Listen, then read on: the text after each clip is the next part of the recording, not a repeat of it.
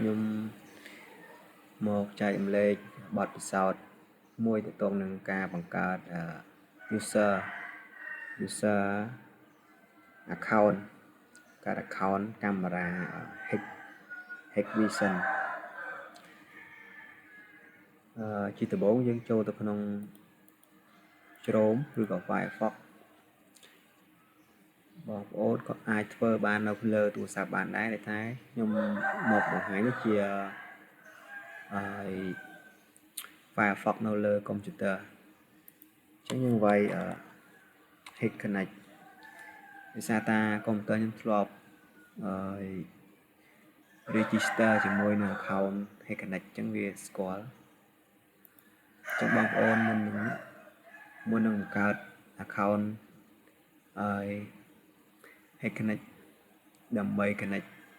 ដើម្បីគ្រប់គ្រងកាមេរ៉ាឬក៏ជា user personal អញ្ចឹងហើយដំបូងយើងចូលវាយ Hit Connect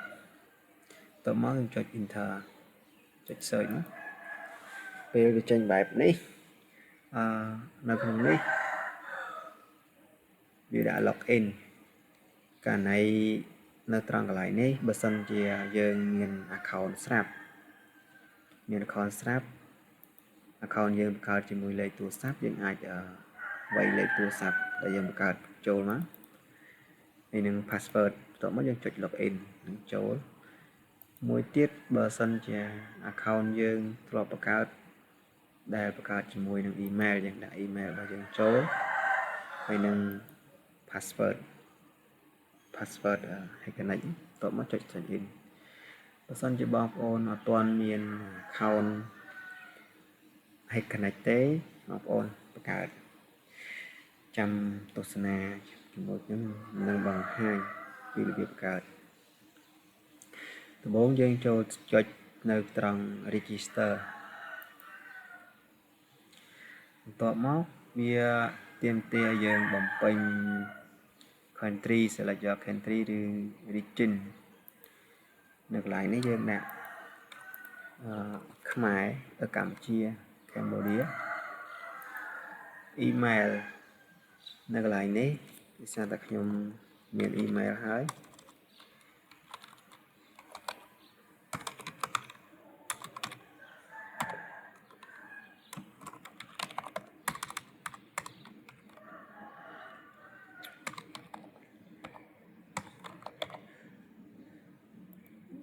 កន្លែងនេះយើងដាក់ password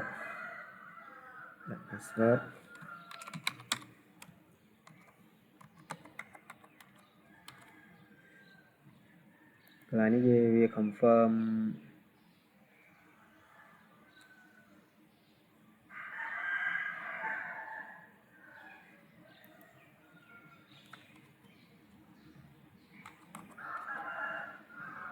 កន្លែងនេះវាអត់ឲ្យចឹងខ្ញុំ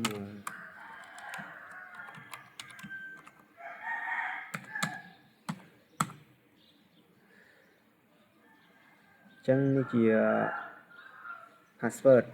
យើងវាយបញ្ចូលមានន័យថាយើងវាយបញ្ចូលដែលវាអត់ load អាក្រហមខាងក្រោមវិញហ្នឹងមានន័យថា password ហ្នឹងវា strong ឬក៏ត្រឹមត្រូវទៅតាមគោលការណ៍របស់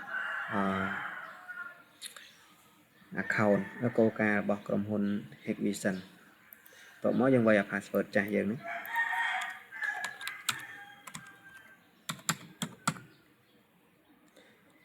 តមកទៀតយើងចុច agree នៅកន្លែងនេះវា enter verify code អញ្ចឹងយើងមិនចាំបាច់ដាក់យើងសាកចុចនិចមកវាឲ្យដែរអត់ដោយសារតែខ្ញុំខានបង្កើតយូរអញ្ចឹងខ្ញុំអត់ច្បាស់ដែរត្រង់កន្លែងយើង verify ឬក៏អត់ទីពេលយើងចុចនិចវានឹងឲ្យយើងឬក៏អត់អញ្ចឹងណាអញ្ចឹងយើងសាកចុចនិចសិនវាអត់ឲ្យវាដាក់check sorry វាដាក់ code is required អញ្ចឹងយើងចុច get verify code អញ្ចឹងយើងវាយតាមអ្វីដែលយើងឃើញ G ខ្ញុំមើល សូវច្បាស់ទេ K G A U តោះមកចុច next វាដាក់កូដយើងអត់ត្រូវម្ដងទៀត G N A C G N A C G N A C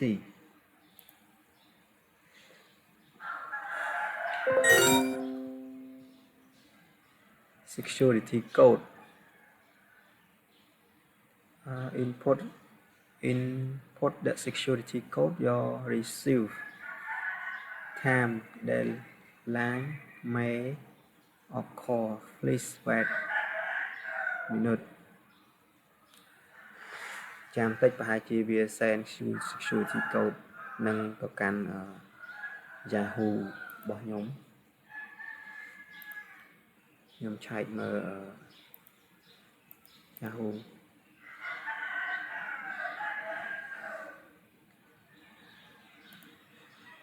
account Yahoo នេះខ្ញុំក៏អត់ដែលបានបើកដែរខានបើកយូរហើយ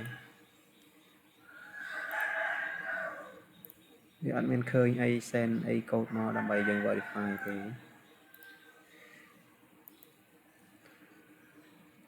ត្រង់កន្លែងនេះយើងអាចបំពេញកូដបានវាដាក់ rank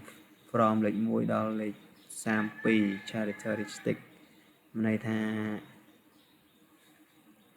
យើងអាចដាក់ចាប់ពី1ទៅដល់លេខទៅដល់32ចំនួនមានន័យថា character មានន័យថា36 text 32 text sorry អញ្ចឹងខ្ញុំវាយទៅ4ទេ1494 ជួយ register វាឲ្យទៀត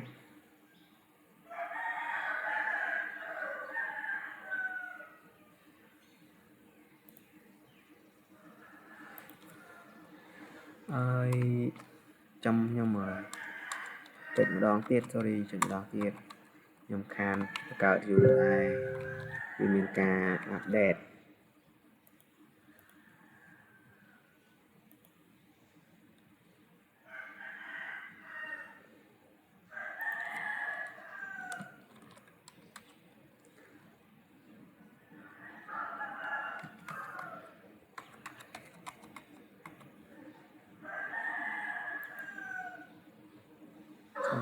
កូដ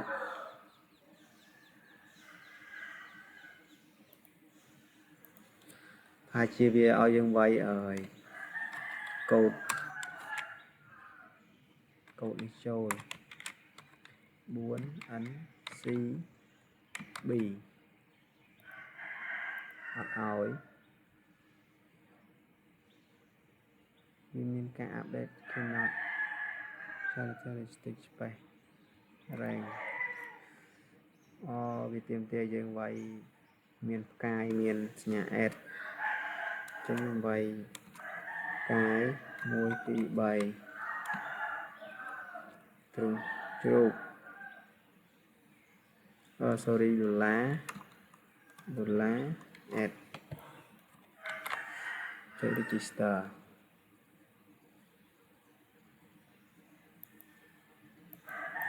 វាឲ្យ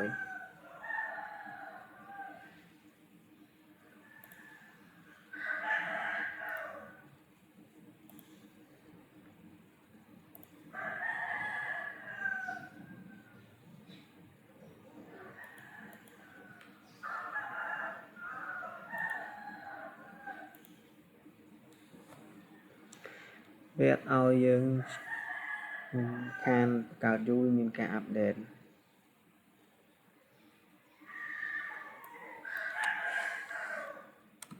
BMK file input security code receive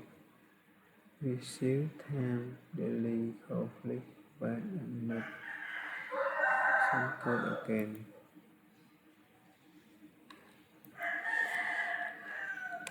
P D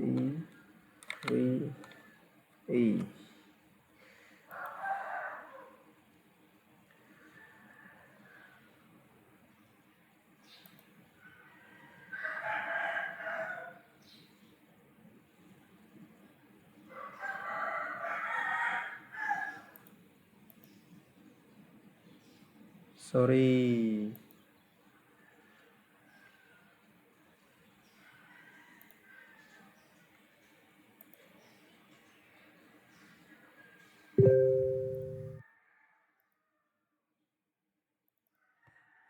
vừa send code một căn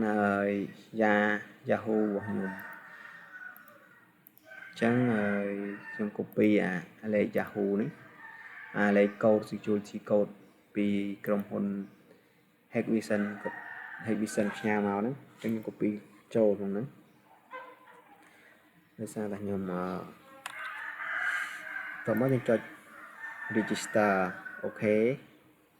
តោះមកយើងចុច thêm នៅកន្លែងនេះមានន័យថាយើងបង្កើត account បានជោគជ័យហើយនេះជាឈ្មោះដែលក្រុមហ៊ុន Hikvision ហ្នឹង add មក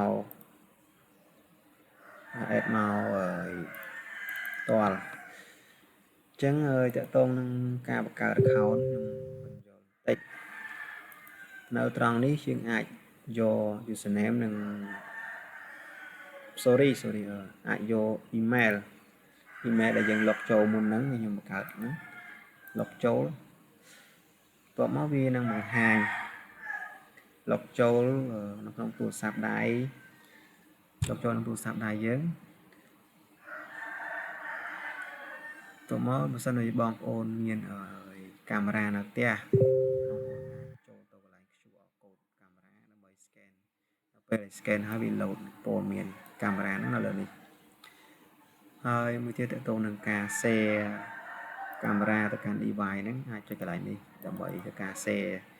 តែដោយសារតែ account ខ្ញុំនេះអត់មានកាមេរ៉ាអីដើម្បីមកបង្ហាញបងប្អូនទេអញ្ចឹងហើយ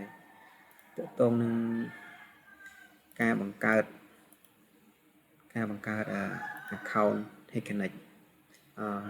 មានតែប៉ុណ្្នឹងទេបើបងប្អូនមានចម្ងល់អីបងប្អូនអាចជួយ comment ខាងក្រោមខ្ញុំឆ្លើយតបបងប្អូនវិញឥឡូវនេះខ្ញុំsign out វិញអញ្ចឹងនេះជាការ sign out ចេញវិញអញ្ចឹងខ្ញុំចង់ដឹងថាយើងបង្កើតមិញវាប្រកាសជាបានឬក៏អត់អញ្ចឹងលុបចូលម្ដងទៀត add Yahoo សារតែខ្ញុំ register ជាមួយ yahoo.com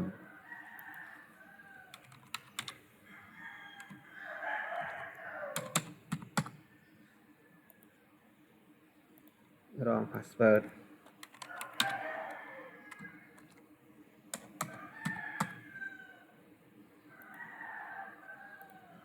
ខ្ញុំភ្លេច copy password នឹងទុកមុនហ្នឹងថា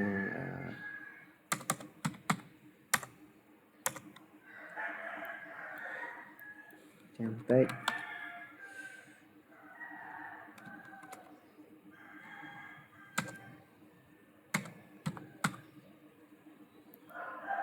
ចឹងលុបអត់ចូលប្រហែលជាច្រឡំ space ឬក៏ច្រឡំកន្លែងអក្សរណាមួយ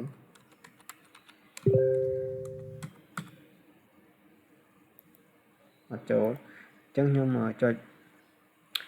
forget វាតែម្ដង forget password ដោយសារខ្ញុំជាមួយនឹងធ្វើលឿនពេកអត់បានចាំទៅនឹង password អញ្ចឹងខ្ញុំ forget password forget password យើងជាមួយនឹង account របស់យើងវាយ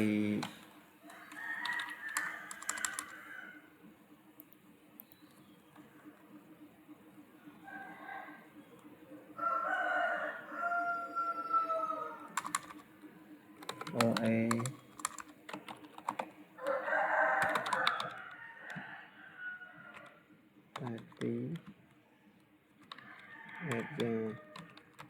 82@yahoo.com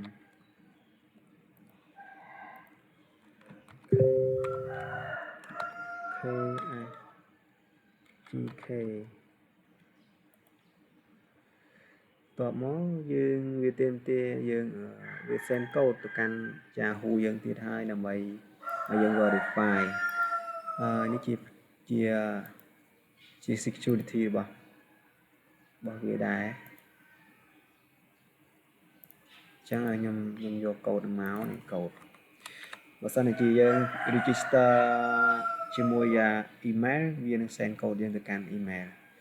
តែខ្ញុំ register ជាមួយ Yahoo វា send code ទៅកាន់ Yahoo ទៅខ្ញុំ code ចូល password ខ្ញុំដាក់ថ្មី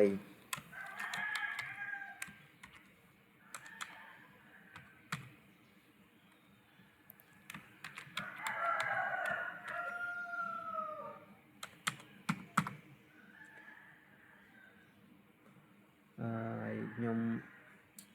បានដាក់ password ថ្មីរួចហើយវាដាក់ថា change password already អញ្ចឹងខ្ញុំសាកតែម្ដងទៀត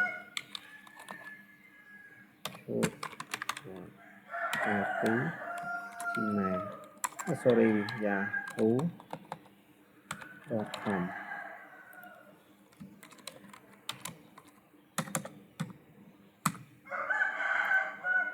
អូខេ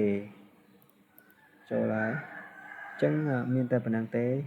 ហើយមួយទៀតយើង register ជាមួយនឹង Gmail ឬក៏លេខទូរស័ព្ទដៃវាងាយស្រួលក្នុងការ